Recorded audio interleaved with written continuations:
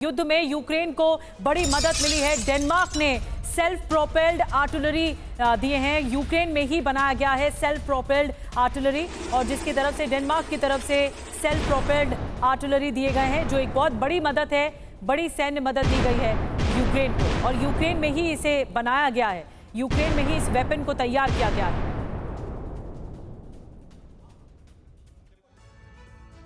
और देखिए, रूस के बेलगोरोद में भारी गोलीबारी की खबर है। हमले में शेबेकिनो इलाके में आग लग गई। वो तस्वीरें अब इस वक्त आपके सामने आने जा रही हैं TV9 भारतवर्ष पर। ये देखिए तस्वीरें, ये खबर और ये तस्वीर रूस के बेलगोरोद से सामने आई है, जहां पर भारी गोलाबारी हुई है यूक्रेन की तरफ से। और इस हमले में शेबेकिनो इलाके में किस तरह से आग लग गई, ये आप देखिए।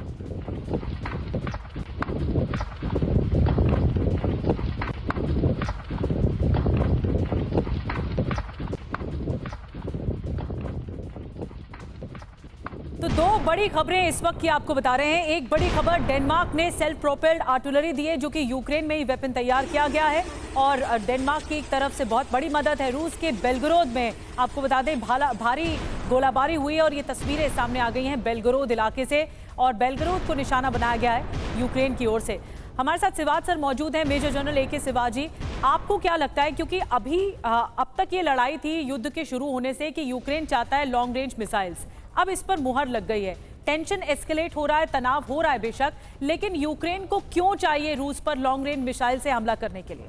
देखो, दो पहलू हैं। एक तो पहलू ये बता दिया कि अगर लॉन्ग रेंज मिसाइल का इस्तेमाल यूक्रेन को परमिशन दे दी जाएगी। स्पेशली 3 मिसाइलें हैं, जो एक तो है आर्मी टैक्टिकल मिसाइल, जिसको ATCM बोलते हैं, 300 किलोमीटर है। और दूसरी है स्टॉर्म शैडो, जो कि UK की है। और स्कैल्प मिसाइल है, वो फ्रांस की।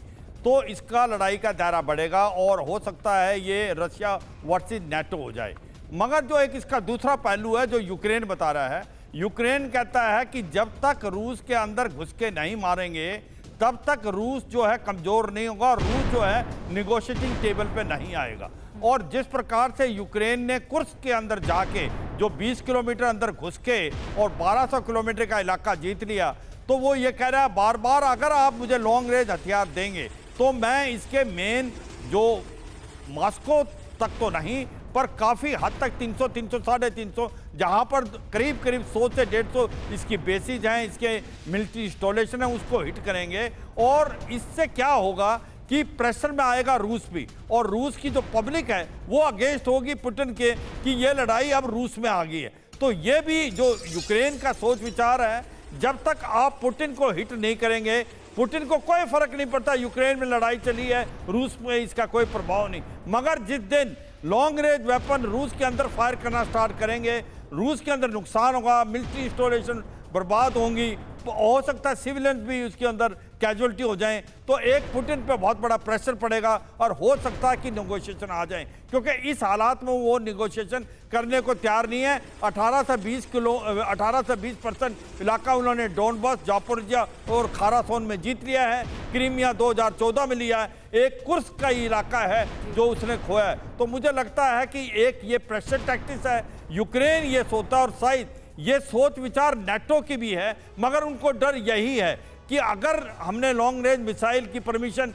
यूक्रेन को दे दी, तो पुतिन का क्या रिएक्शन होगा, क्या ये लड़ाई। बिल्कुल, कुल मिलाकर व्लादिमीर पुतिन पर प्रेशर और ज्यादा बढ़ाने की कवायद के तौर पर इसे देखा जा रहा है, और इसीलिए रूस पश्चिमी देशों को बड़ी धमकी देता हुआ नजर आ रहा है।